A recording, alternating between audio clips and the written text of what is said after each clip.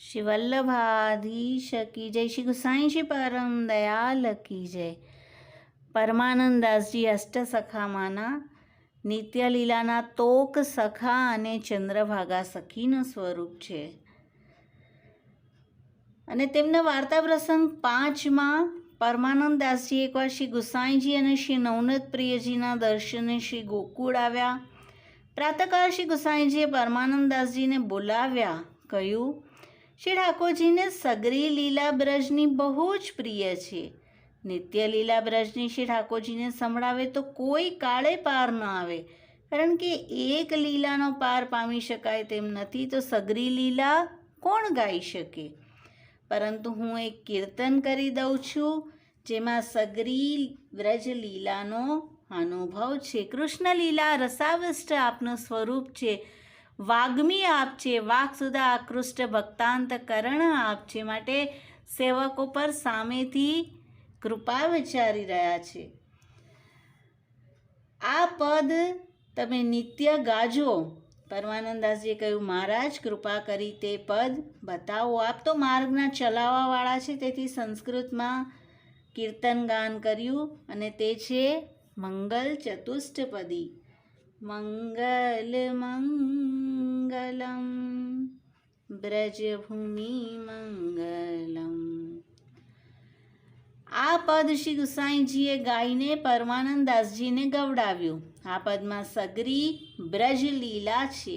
આના પાઠથી સગરી બ્રજ લીલાનો પાઠ થાય છે. માટે આપણા સેવા ક્રમમાં પણ નિત્ય આપણે મંગલ ચતુષ્ટપદીનું ગાન કરીએ છીએ. પ્રથમ શ્લોકમાં જન્મ પ્રકરણ અને તામસ પ્રમાણ પ્રકરણ છે. ત્યાર પછીના 3 શ્લોકમાં તામસ પ્રમેય સાધન અને ફલ પ્રકરણ છે. પ્રથમ શ્લોકમાં કોને કોને મંગલ કહી રહ્યા છે? શ્રી બ્રજભૂમિ, શ્રી નંદ, યશોદાજી, તેમના નામ સુકીર્તન. યશોદાજીની ગોદમાં સુલાલન પાલન કરાયેલા કૃષ્ણનું વર્ણન છે. આ સર્વ મંગલ છે. વ્રજભૂમિ કે જે સ્વયં શ્રી ઠાકોરજીનું જ અવર સ્વરૂપ છે.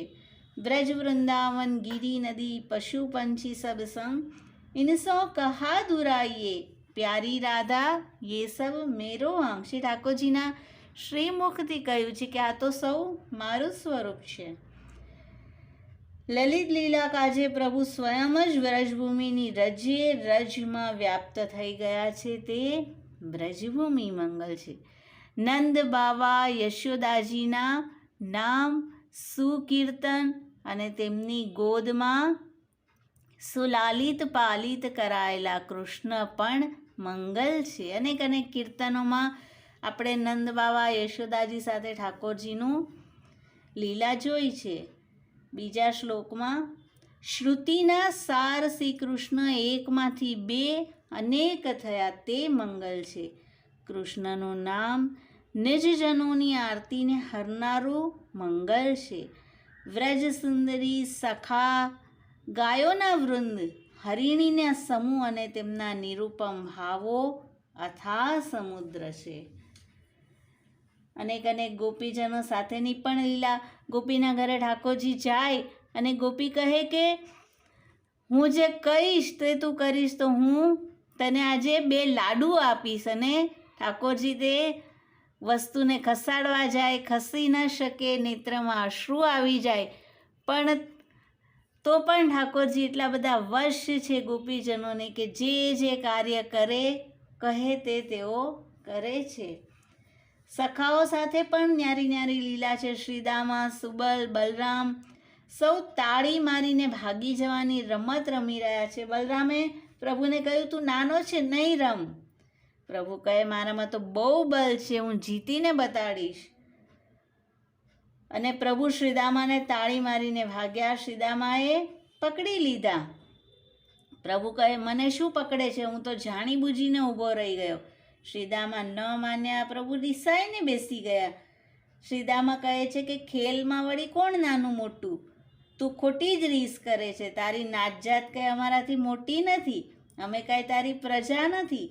થોડી કંઈ વધારે ગાયો તારી પાસે છે, એમાં શું રોફ કરે છે?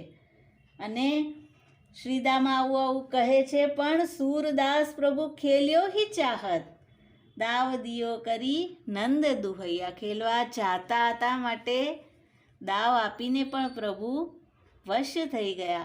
ગાયો ચરાવા સુરભી વૃંદની પણ ન્યારા ન્યારા કીર્તન છે કે મૈયા હું હવે બડો થઈ ગયો છું, ગાયો ચરાવા જઈશ. બાવાને કે જરા પણ ન ડરે, અને આજે હું આખી રાત જાગતો બેઠો રહીશ. બધા સખાઓ ગાયો ચરાવા જાય છે ને હું ઘરે બેસી રહું. અને મૈયા સમજાવે છે કે સૂર શ્યામ તુમ સોઈ રહો, અબ પ્રાત જાન મેં દેહો, સવારે હું જવા દઈશ. મૃગીગણ હરિણીના સમૂહ પ્રણયાવલોકન કરી નેત્રથી પ્રભુનું પૂજન કરે છે. કૃષ્ણ સાર એટલે તેના પતિને સાથે લઈને આવી છે. આ સૌના ભાવનો અથાહ સમુદ્ર મંગલ છે. ત્રીજા શ્લોકમાં શ્રી કૃષ્ણ સ્મૃતિયુક્ત થઈ વ્રજભક્તોને જુએ છે, વાર્તાલાપ કરે છે, તે મંગલ છે. આ સ્મિત કટાક્ષ સમય આપના નાસિકામાં ધરેલું મોતી ચલાયમાન થાય છે, તે પણ મંગલ છે. કોમલ આંગળીઓના દલની સંગતિથી વેણુમાંથી જે નિનાદ પ્રગટ થાય છે, સમગ્ર વૃંદાવનની ભૂમિ વિમોહિત થાય છે. આ સર્વ મંગલ છે. અને ચોથા શ્લોકમાં અખિલ બ્રહ્માંડમાં શ્રી ગોપીશનું સર્વ કંઈ મંગલ છે. રાસમાં સ્થિત ગોપીજનોનું મધુર સ્વર્ગાન મંગલ છે. હે ગોવર્ધનધર આપની જય હો, નિજ દાસોનું આપ પાલન કરો. તો અનેક અનેક કીર્તનો આ બધાની સાથેને આપણે જોઈ પણ ગયા છીએ. અને કીર્તન સાહિત્યમાં કેવલ સૂરદાસજીના 1.25 લાખ પદ આપણે ત્યાં પ્રગટ બિરાજે છે. તો આ બધા એટલા બધા પદ છે, એમાં અનેક અનેક ન્યારા ભાવ રહેલા છે. આમ જન્મ પ્રકરણથી તામસ ફલ પ્રકરણ સુધીની લીલાનો સમાવેશ મંગલ ચતુષ્ટપદીમાં છે. અને શ્રી ગુસાઈજીએ નિજજનો પર કૃપા કરવા આની રચના કરી છે. આના પાઠથી સમગ્ર બ્રજ લીલાનો પાઠ થાય છે. શ્રી વલ્લભાધીશ કી જય. શ્રી ગુસાઈજી પરમ દયાલ કી જય.